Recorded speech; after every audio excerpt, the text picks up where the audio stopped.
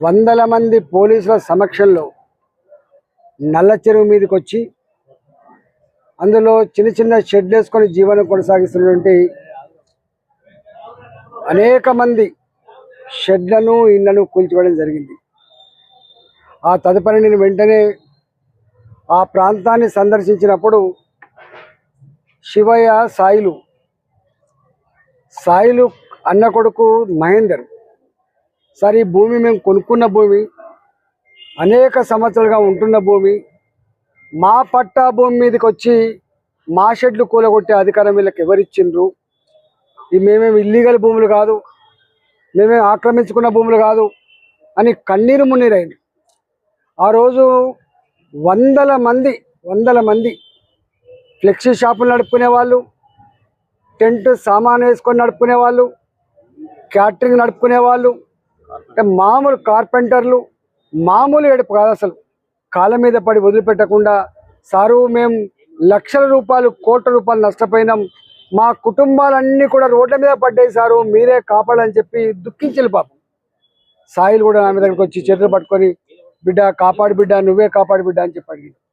కానీ ఏ భూమి అయితే తల్లి తండ్రి సాయిలు యొక్క ఇప్పుడు చనిపోయిన బుచ్చమ్మ బిడ్డలకు ఇచ్చిందో ఆ బిడ్డలు అల్లుళ్ళు మా భూమి పనికిరాదట కదా అమ్మ అని చెప్పి అన్నప్పుడు బావురమని ఇవాళ సూసైడ్ చేసుకోవడం జరిగింది. బుచ్చమ్మది ఆత్మహత్య కాదు, బుచ్చమ్మను తెలంగాణ సర్కార్ రేవంత్ రెడ్డి ప్రభుత్వమే హత్య చేసినట్టుగా భావిస్తూ ఉన్నాం మేము. ఇవాళ ఇది సర్కారీ హత్య. గతంలో మొన్న కూడా ఇట్లనే ఒక ఆమె గుండాగిపోయి చనిపోయిందని చెప్పిన వార్తలు విన్నాం.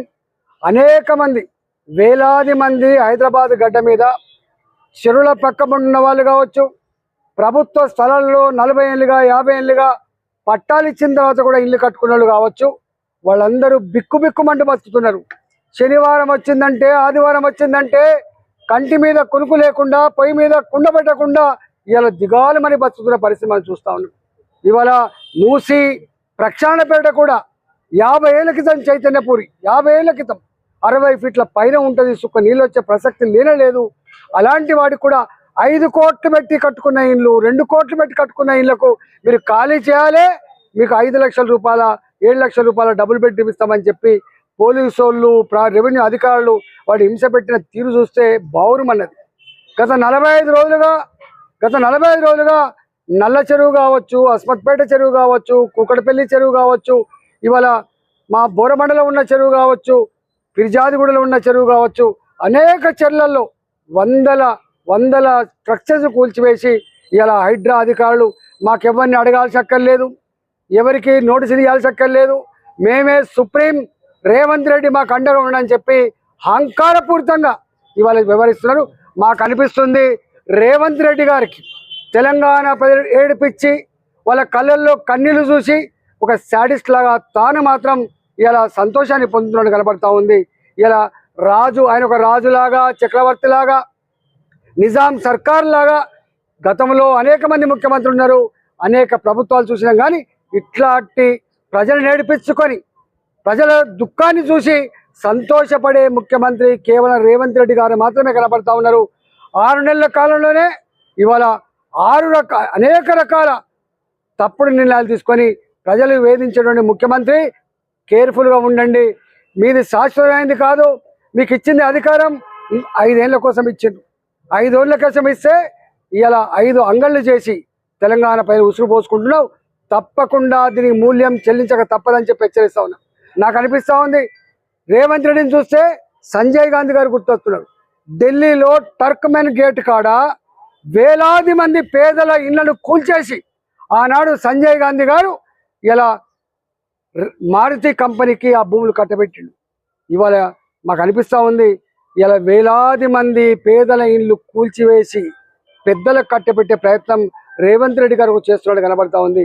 ఇలా మూసి ప్రక్షాళన అంటే మేము అనుకున్నాం వరదలు రాకుండా ప్రక్షాళన చేస్తాను అనుకున్నాం, మురికి లేనటువంటి మంచి నదిని చేస్తాను అనుకున్నాం. కానీ 50 ఏళ్ల క్రితం కట్టుకున్న కాలనీలకు కూడా RBX రివర్ బెడ్ అని చెప్పి ఇవాళ ఇండికేట్ చేసే పరిస్థితి వస్తుందంటే ఇవాళ ఖచ్చితంగా రేవంత్ రెడ్డి సర్కారు ప్రజలకు ఇచ్చిన హామీలను పరిష్కరించే దమ్ము లేక ఇవాళ డైవర్ట్ చేసే ఉద్దేశంతో వేల కోట్ల రూపాయలు సంపాదించిన ఉద్దేశంతో ఇవాళ ఇట్లాంటి దుర్మార్గాన్ని కొడుకడుతుంది. మేధావులారా, ఇవాళ నిన్న దాకా గొప్ప పని చేస్తుందని చెప్పి భావించేటువంటి మీ రకరకాల పర్యావరణవేత్తలారా ఆలోచన చేయమని చెప్పి కోరుతా ఉన్నా. ఖచ్చితంగా భారతీయ జనతా పార్టీ ఆ బాధితులకు అండగా ఉంటుంది. ఇలా ఈ ప్రభుత్వం మీద యుద్ధం ప్రకటిస్తామని చెప్పి సందర్భంగా తెలియజేస్తున్నా. ప్రజలారా, మీరు భయపడకండి, మేము ఉన్నామని చెప్పి సందర్భంగా తెలియజేస్తా ఉన్నా. మరొకసారి బుచ్చమ్మది ఆత్మహత్య అని చెప్పి చిత్రీకరించే ప్రయత్నం చేస్తున్నారు. కానీ బుచ్చమ్మ సావుకు కారణం రేవంత్ రెడ్డి సర్కార్. ఇది సర్కార్ హత్య మాత్రమే అని చెప్పి తెలియజేస్తా ఉన్నా.